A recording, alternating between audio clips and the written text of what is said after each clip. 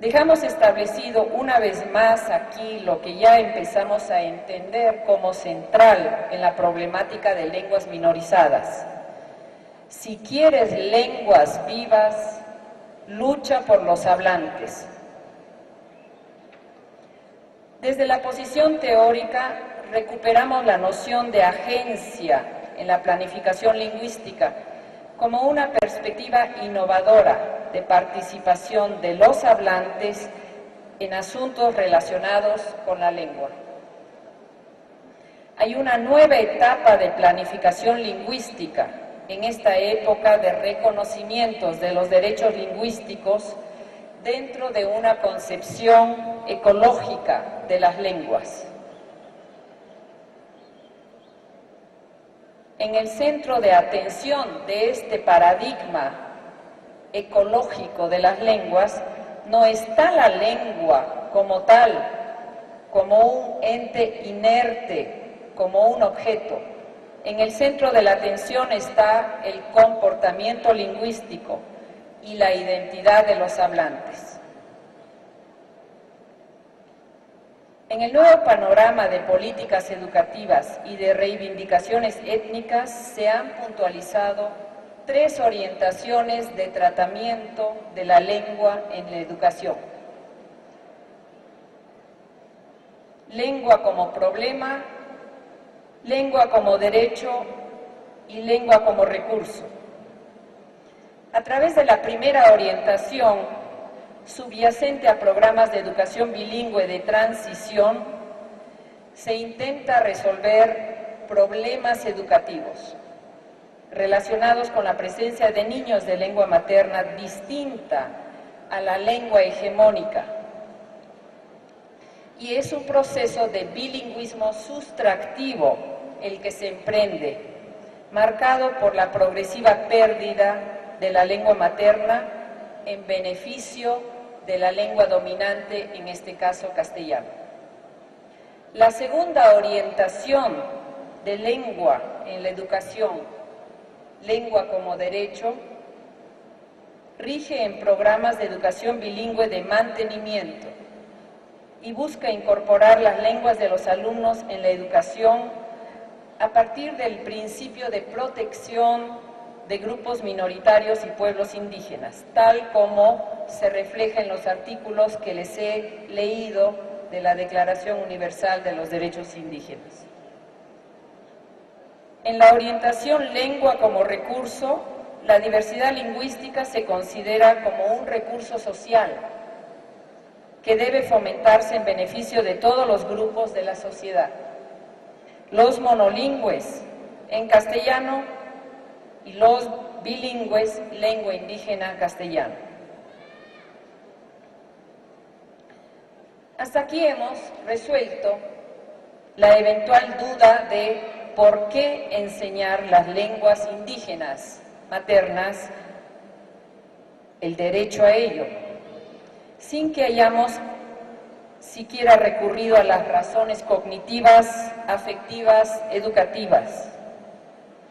La cuestión de fondo que se deriva de las 3 orientaciones que les acabo de mencionar y que mantiene vigente esa distinción establecida ya en los años 80 es la pregunta ¿para qué? Los ejemplos de experiencias exitosas en EBI tienen en común partir y perseguir la pregunta ¿para qué? ¿Para qué se enseña lengua materna indígena? ¿Para qué se la introduce en la escuela? ¿Para qué se forman maestros, enseñantes de lengua materna indígena? Por lo general, a nivel discursivo estatal, la pregunta se responde de una manera: la lengua como derecho, la lengua como recurso. Para el movimiento indígena, la educación intercultural bilingüe serviría para la liberación de los pueblos, la construcción de una ciudadanía sin exclusiones, de una cultura democrática y de una igualdad que permita en la práctica el ejercicio igualitario de la ciudadanía étnica. o la doble ciudadanía, con respeto de derechos colectivos y diferencias culturales. No obstante, a nivel de política real, más allá del discurso, la implementación de la política estatal y la ejecución de programas educativos, en el mejor de los casos, responde a la orientación lengua como problema. Digo en el mejor de los casos porque no queda evidente en programas estatales que esa pregunta, ¿para qué?, persiga o motive al ejecutor de la educación. No queda evidente que el maestro que hace EBI esté pensando en la pregunta ¿para qué? Esta pregunta refleja la existencia o no de una voluntad política para llevar a cabo una educación de calidad, que, como lo dijimos arriba, significa educación en lengua materna, educación que cobije al alumno, educación propia. Tal como las familias castellano hablantes dan por descontado que como ciudadanos peruanos, Perú ofrezca a sus niños educación en y de castellano, dado que están en su país y es su derecho, las familias indígenas como ciudadanos étnicos y peruanos también deberán dar por descontado que no son extranjeros en su propio país, ni migrantes, y que tienen derecho a una educación que les atienda como son. Experiencias exitosas de enseñanza de lenguas indígenas como lenguas maternas se dan en programas no gubernamentales, en experiencias locales y discretas, en las cuales se aborda la orientación lengua como recurso o lengua como derecho. En ellas se parte de la riqueza y el significado de las lenguas como componentes indisolubles de las culturas.